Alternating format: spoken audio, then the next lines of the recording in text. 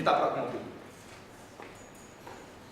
Seorang bapak menceritakan kepada anak masih kecil, kalau mamamu tidak tolong kamu, kalau mamamu tidak kelindes mobil itu, kamu yang dilindes, kamu yang mati.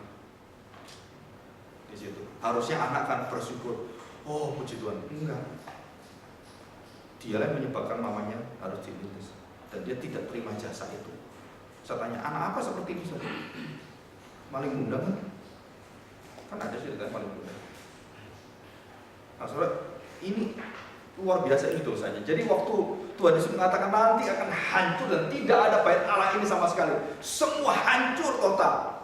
Murid-murid kagum, wah gereja ini luar biasa ya. Gereja yang ada di Mega Church luar biasa tuh. Saudara ingat baik-baik, nanti hancur semua. Tidak ada satu gereja termasuk Gloria. Ini hancur semua. Tidak akan bertahan. Gereja dimanapun yang hebat-hebat, yang gede, yang sampai ke puncak langit, semua waktu Yesus datang dihancurkan semua, karena itu bukan bait Allah. Betul? Bait Allah di mana sekarang? Nah, Tuhan sedang mendirikan bait Allah yang baru, tubuh Kristus. Siapa? Dia mulai dari hati kita. Jadi tanpa gedung pun gereja masih hidup dan tidak bisa dikalahkan oleh maut, tidak bisa dibakar, tidak bisa dikalahkan oleh apapun. Kenapa? Karena kita berhubungan dengan Kristus bukan karena benda-benda, bukan karena penyembahan kita di sini, bukan, tapi karena mesbah itu ada dalam hati kita. Jadi kalau dua orang berkumpul berdoa, dan itulah gereja Tuhan yang sejati. Betul ya? Ya, luar biasa. Oke, saya lanjutkan. Ayat 27. Ya. Ayat 27. Lalu Yesus menjelaskan kepada mereka apa yang tertulis tentang siapa? Yesus. Tentang dia itu siapa? Saya tanya, ini Yesus kan, dia sudah menyaksikan siapa? Dirinya sendiri. Nah, banyak pendeta, banyak pengkhotbah, banyak pengajar, itu kalau menyaksikan diri sendiri, dia merampas kedudukan Yesus. Saya memberitakan di mimbar, saudara, saya bukan memberitakan di mulut. Memberitakan siapa? Karya Kristus dalam diri kita. Tapi banyak orang itu apa? Wah, saya bersaksi luar biasa Tuhan. Terus apa? Semua saya tarik ke saya. Orang tidak pernah mendengar jemaatnya. Oh, itu Yesus yang luar biasa. Enggak. Saudara-saudara berdosa, saudara berhala. Saudara nyembah berhala diri. Dan saya berkali-kali mendengar orang-orang seperti itu. Bangga dengan semua yang dilakukan. Dan dia bisa lakukan ini semua. Dan tidak ada nama Yesus yang dimuliakan di sana. Ya. Jadi siapa yang boleh menyaksikan dirinya sendiri? Hah? Yesus. Boleh nggak kita seperti itu? Tidak boleh. Kenapa saya bisa gini? Oh, ini karena Yesus yang kerja. Nah, puji Tuhan. Kalau ada orang seperti itu, biar. Kenapa aku bisa? Oh, luar biasa. Saya bisa. Kalau nggak ada saya nggak bisa nih kerja. Itu berhala ya. Dia jadi Tuhan. Tidak boleh ada orang satu orang mengatakan, oh yang dirikan di gereja saya kok. Kenapa kamu? Saudara baca baik-baik dalam Matius 16. Siapa yang dirikan gereja? Aku akan mendirikan jemaatku. Aku atau kamu? Banyak orang gitu kan, saya yang dirikan gereja. Saya yang siapa benar? Coba cek Alkitab itu. Siapa yang dirikan gereja? Betul, bangunan ini kamu dirikan, tukang batu gitu kan. Tukang batu mendirikan gereja loh, saudara. Berapa puluh tukang batu itu kan? Dia pendiri masalah fisik, betul. Tapi gereja yang sejati tidak mungkin didirikan oleh siapapun, hanya oleh Kristus. Nah, kita harus rendah hati. Ya, siapa yang tertinggi di gereja? Hanya Tuhan Yesus. Saya ulangi. Lalu ia menjelaskan kepada mereka apa yang tertulis tentang dia, tentang dirinya di dalam mana, saudara? Coba baca baik-baik. Panta atau pasa seluruh Biblios, dari seluruh kitab suci itu, dari kan dulu tidak ada perjanjian baru zaman Tuhan Yesus, karena belum ada kan. Jadi apa yang dibaca oleh orang-orang saat itu dari Kejadian sampai Maleaki. Jadi dari Kejadian sampai Maleaki ceritakan siapa? Coba dibaca. menjelaskan pada mereka apa yang tertulis tentang dia dalam seluruh kitab suci. Tentang siapa? Tentang dia. Jadi saya tanya Kejadian itu cerita tentang siapa? Oh Yusuf, oh luar biasa Yusuf Pak. Yusuf pahlawan kita. Salah saudara. Bukan Yusuf, bukan Yakub, bukan Abraham. Siapa yang kita sebut my hero? Yesus. Betul ya? Tapi pernahkah kita cerita ke anak-anak kita sekolah minggu gini, terus cerita bahwa Abraham itu adalah memberikan satu kekuatan karakter Kristus. Dia beriman kepada Allah yang bisa membangkitkan orang mati untuk lihat anaknya mau disembelih. Kita nggak pernah cerita gitu. Makanya anak-anak kita nggak kenal Yesus, kenalnya Abraham, kenalnya Yakub, Yusuf. Yang kadang-kadang Yusuf diceritakan itu Yusuf tahan berzina. Nah kan gitu kan. Yang sekali kan kita pikir itu kan, Yesusnya di mana? Nggak pernah kita ceritain itu. Saudara, saya ngomong begini bukan berarti oh ya Pak kalau gitu Yusuf atau ceritain. Oh bukan, tetap ceritakan Yusuf. Tapi kembalikan pada siapakah yang menceritakan semua ini. Kepada siapakah Yusuf hidup seperti ini. Dan kitab itu menceritakan siapa, menjelaskan siapa tentang Yesus. Nah saudara, waktu saya mendapatkan visi seperti ini, Tuhan tegaskan di dalam waktu puasa 40 hari tambah 10 hari, 50 hari. Dan itu ada ekstra juga. Dan kemudian Tuhan bukakan itu semua. Itu seperti sesuatu yang tidak pernah kita pikirkan. Berarti membaca perjanjian lama itu langsung kita ceng semua. Oh, berarti ini Yesus semua ini.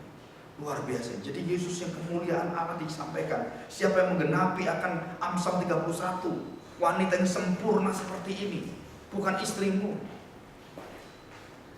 yang bisa kerja siang malam melayani semuanya, terus anaknya semua, wah kayak super gitu, bukan. Itu melambangkan Yesus Kristus sebagai Immanuel. Baru kita tahu, oh benar. Begitu kita khotbah salah arah semua, telosnya salah, tujuannya bukan pada Yesus. Khotbah kita berdosa semua. Karena tidak pernah bawa orang kenal Tuhan dalam khotbah kita. Apalagi khotbahnya seperti moral. Ya baik-baik ya, jadi orang Kristen. Jangan berzina. Iya, agama lain juga ngajar sama. Saudara, kalau mimbar Kristen, mimbar gereja-gereja apa ya? Yang agama lain, terus kita samakan persis sama. Apa bedanya kamu khotbah? Saya lihat di TV tadi. Mau dari luar negeri, dari semanapun khotbah. Saudara nilai semua. Semua sama ini sama. Orang juga agama lain ngomong sama, persis sama. Hormatilah orang tuamu masih sama. Apa bedanya di sini? Apa bedanya pengajaran itu dari pengajaran agama lain? Apa uniknya iman kita dengan iman orang lain? Allahnya kita dengan Allah orang lain, apa uniknya? Kalau sama aja, nggak perlu jadi orang Kristen kan? Mereka juga bisa kalau begitu, Pak, agama kan sama aja Pak. Jangan bisa masuk surga. Karena engkau kehilangan keunikan dan finalitas Kristus. Sehingga kamu akhirnya tidak ada keunikan dalam gereja, nggak ada keunikan. Penyembahan kita penyembahan yang apa? Brent Chapel mengatakan satu penelitian dia dalam bukunya yang hampir 400 halaman. Dia mengatakan seluruh ibadah, mulai dari tabernakel, kemudian kemah pertemuan, terus kemudian tata cara yang ada dibangun oleh Tuhan dan seluruh jenis warna, bahannya apapun, itu semua kalau kita tarik itu semua memacu dan kemudian mereferensi dan menunjuk pada Yesus semua. Maka ada gereja yang senang tabernakel, ada gereja senang kabar mempelai karena mempercayai mempelai. Bukan hanya kabar mempelai, bukan hanya tabernakel, bukan hanya itu. Seluruhnya itu mengacu pada menceritakan tentang Yesus. Nah ini rahasia ini nggak pernah ada. Saya percaya kalau ini kita bongkar, kemudian kita ajarkan dan kita kemudian baca sendiri dalam hidup kita, dan kita amini dan kita lakukan apa yang menjadi kerinduan Kristus itu, kehendak dia menjadi kehendak saya, perasaan dia menjadi perasaan saya, pikiran dia menjadi pikiran saya, dan saya melayani dengan cara-cara hidup seperti dia. Wah, itu dampaknya luar biasa. Itu dampaknya kuasa kerajaan Allah itu iblis gemeter itu. Iblis paling senang kalau mimbar itu ikut-ikut iblis, senang dia. Tapi kalau mulai berita darah Yesus diberitakan, wah, gemeter itu iblis itu. Tapi kalau hidupmu enak dalam masa depan. Tuhan akan jamin kamu doakan diberikan segala sesuatu yang baik. Nah, saudara, pengajaran itu senang nggak? Oh, senang sekali. Tapi Mesias menderita dan kamu harus meneladani penderitaannya. Nggak laku. Coba kita paparkan itu di depan untuk gereja kita gitu ya. Gereja kita itu ada tema-temanya, ya. Senantiasa bersyukur, gitu kan. Terus kerajaanmu datanglah. Terus kita menderitalah bagi Tuhan. Kita ngadain KKR yang besar, nggak ada datang. Tapi kalau zamannya bapak-bapak gereja reformasi, itu waktu dia omong seperti itu, yang datang tuh luar biasa. John Wesley, zamannya John Sung waktu di Indonesia, itu dikhotbahkan apa? Yesus yang mati bagi dosamu. Dia tegur dosa orang, dia hantam semua dosa orang. Tapi kita sekarang nggak berani bongkar itu. Kita tutupi dosa semua, kita nggak mau yang itu, kita mau yang seperti ini. Ya, kasihan sekali. Oke, saya akan lanjutkan ya. Mulai dari kitab-kitab Musa dan segala kitab nabi-nabi. Ayat 44. Ini kan ketemu dengan 2 orang. Sekarang Yesus ketemu dengan 11 muridnya. Satu nggak ada, Yudas sudah mati. Ya, ketemu dengan 11 muridnya. Ayat 44. Ia berkata pada mereka, inilah perkataanku yang telah kukatakan kepadamu. Ketika kapan? Ketika aku masih bersama-sama dengan kamu. Jadi itu sudah diceritakan masih aku bersama-sama. Jadi Yesus mengajar itu dan hidupnya, perbuatannya sama. Ketika aku masih dengan kamu, aku sendirilah, dikatakan di situ kan, yang menceritakan itu yang menggenapinya. Saya ulangi, aku masih bersama-sama dengan kamu, yakni bahwa harus digenapi semua yang ada tertulis tentang aku dalam. Semua yang tertulis tentang siapa? Tentang aku loh. Saudara, saya ingin tanya, waktu Yesaya menceritakan tentang penggenapan, tentang orang-orang Israel akan dibuang, kamu akan digenapi, kamu akan ditolong, kamu akan diselamatkan, dia bicara siapa ya? Akan ada tunas Daud. Dia bicara siapa ya? Yesus. Jadi seluruh kitab Yesaya, Yeremia, Yesaya itu bicara siapa? Yesus. Pengkhotbah bicara siapa? Kemuliaan siapa di sana yang dituju? Ya ini luar biasa ya. Yakni semua harus digenapi. Semua yang ada tertulis tentang aku dalam kitab Taurat Musa, kitab Nabi-Nabi dan kitab Mazmur. Lalu, nah perhatikan saudara, ia membuka pikiran mereka. Nah, saya harapkan saudara hari ini dibuka pikiran oleh Tuhan. Jadi selama kita pelayanan bertahun-tahun, saudara, arah kita itu tidak pernah menuju pada Kristus. Bertahun-tahun kita menjadi orang Kristen. 3 orang kemarin itu bicara ke saya, udah umurnya 60-70, udah lama pernah jadi ketua majelis Pak. Dia katakan, baru kami sadar Pak, selama ini berarti kami tidak kenal dia Pak. Betapa lamban bodohnya hati kami. Termasuk juga waktu saya menemukan hal seperti yang Tuhan bukakan, waktu diceling oleh Tuhan, terus kita membaca, oh ya kenapa kita ketemu gini ya?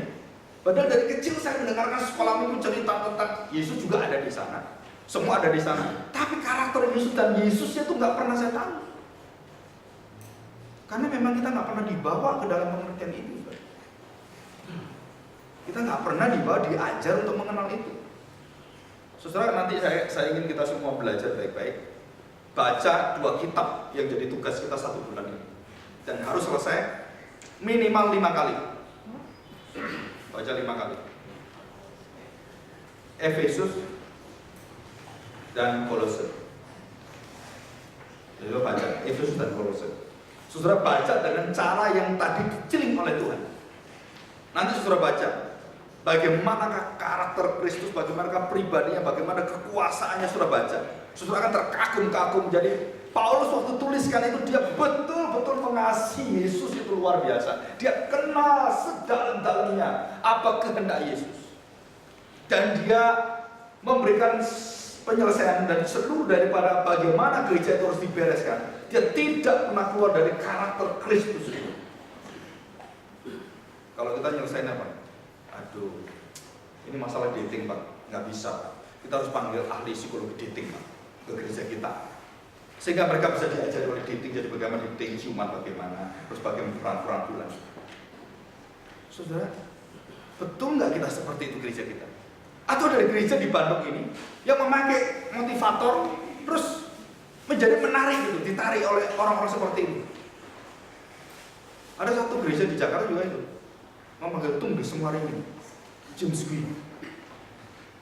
Saya bukan melarang saudara, kalau itu urusan kerjaan silakan. Tapi begitu mimbar, begitu firman kamu gantikan dengan itu, binasa kita. Yang paling binasa Tuhan bawa pemimpinnya tuh kasih kilangan masuk dalam laut, dan kita nggak serius.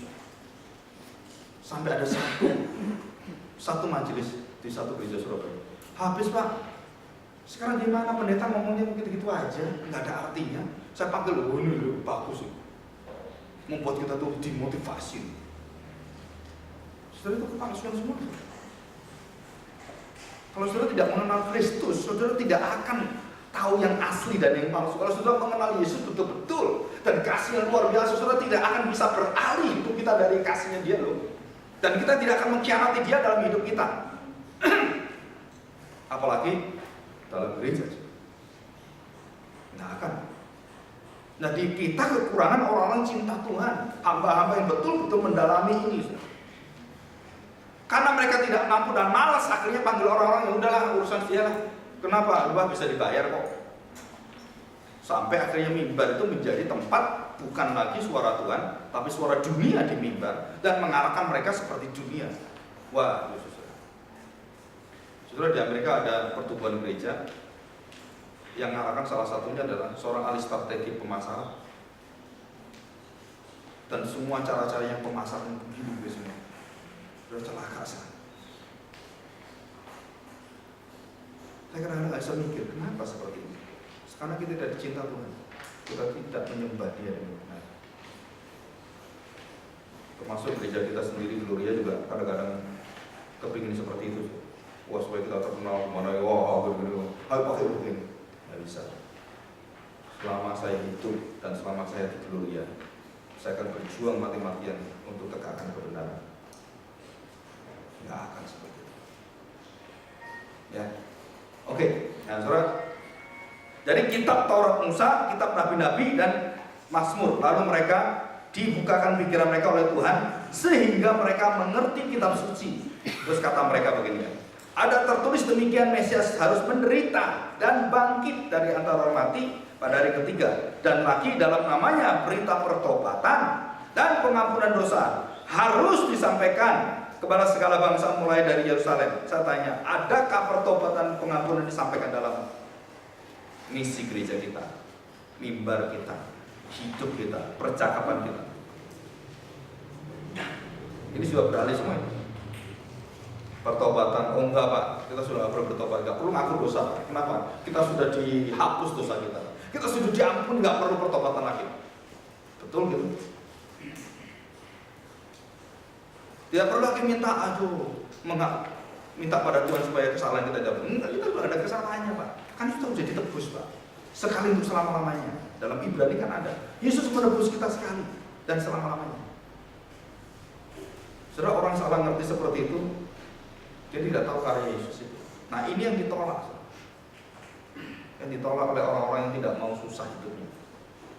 Yang menjadi Kristen itu nggak mau tantangan, nggak mau penderitaan. Saudara, tidak mungkin. Saudara, kalau jadi orang Kristen sesungguhnya, tidak mungkin saudara tidak menderita. Bukan berarti cari-cari penderitaan, bukan. Saudara, kalau kita melayani orang, hati kita mengerti orang, orang itu nggak bisa ngerti. Wah, derita kamu. Sampai nangis-nangis kita. Udah ditolong, udah gini-gini, tetap aja orang kayak gini. Apa terus dibuang? Nggak bisa, harus terima. Kenapa? Ya itulah hati Tuhan. Sampai kapan ya? Sampai Tuhan yang kerja, bukan saya. Jadi di gereja ada jemaat datang, saya nggak mau jemaat kayak gini Pak. Kenapa?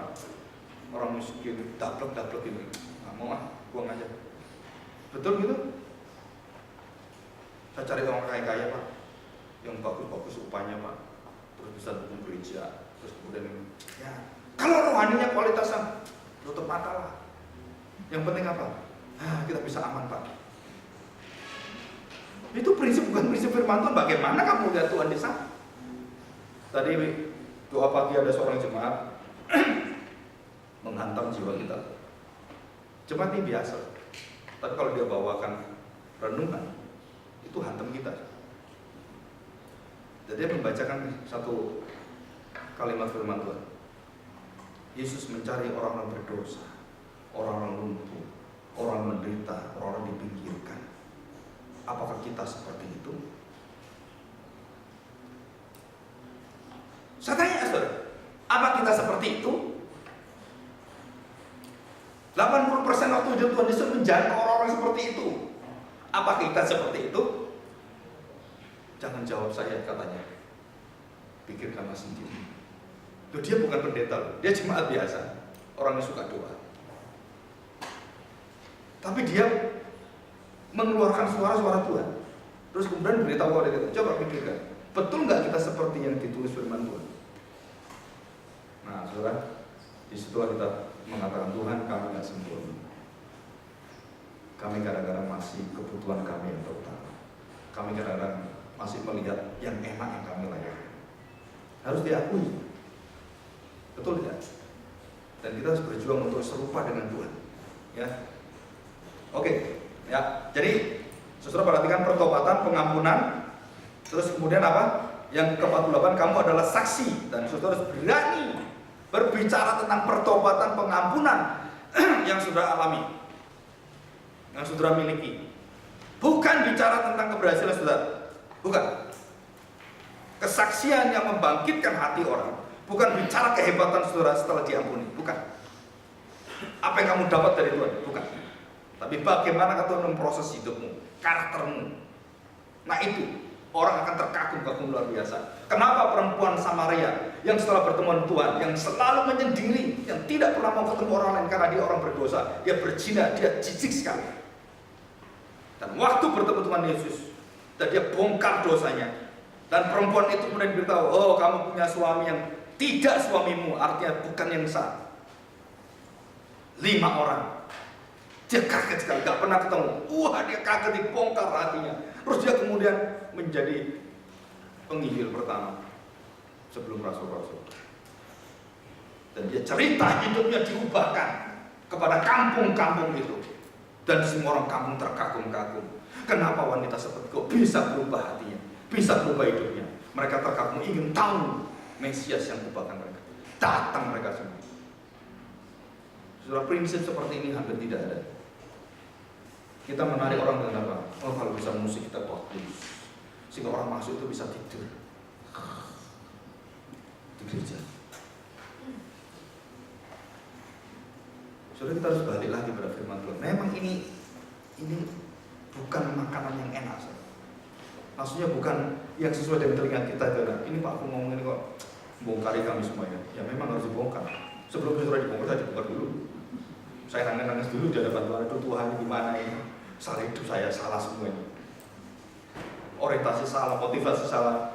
Harus mau balik, ya harus mau diubahkan kembali. Ya, oke, Yohanes 5.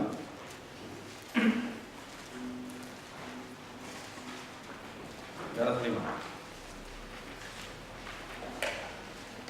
Ayat yang ke 37 sampai 40. Ya. Ayatnya 39. Bapa yang mengutus aku, dialah yang bersaksi tentang aku. Kamu tidak pernah mendengar suaranya, rupanya pun tidak pernah kamu lihat, dan firman-Nya tidak menetap di dalam dirimu, sebab kamu tidak percaya kepada Dia yang diutusnya.